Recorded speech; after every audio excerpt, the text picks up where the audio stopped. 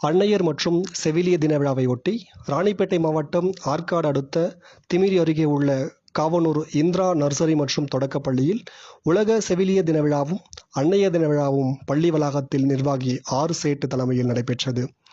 பள்ளி கணக்காளர் எஸ். லட்சுமி, கணினி ஆசிரியர் எம். சுரேஷ் ஆகியோர் முன்னிலை வகித்தனர்.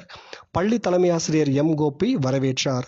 இதில் சிறப்பு அழைப்பாளராக வரகூர்பட்டினம் ஊராட்சி மன்ற தலைவர் டி. சுகன்யா தினகரன், சிஎம்சியின் பொது செவிலியர் நிரஞ்சனா தேவி ஆகியோர் கலந்து கொண்டு அன்னையர் தினத்தை முன்னிட்டு அன்னையர்களுக்கு பாதை பூஜைகள் செய்து அன்னையர்களுக்கு இனிப்புகள் வழங்கியும் குழந்தைகள் ஒவ்வொருவரும் ஆசிரியர் பெற்றனர். பிள்ளைகளின் பாத பூஜையின் பொழுது அன்னைகள் மகிழ்ச்சி அடைந்தனர்.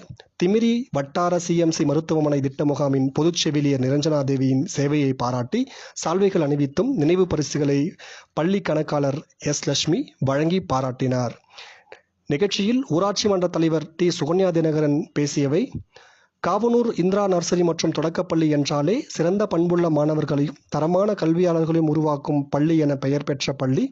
இப்பள்ளியில் பயிலும் மாணவர்கள் வெள்ளிக்கிழமை தோறும் அம்மா அப்பா காலில் விழுந்து ஆசீர்வாதம் பெறுவது நல்ல பண்பை இப்பள்ளி மாணவர்கள் கடைபிடித்து வருகின்றனர்.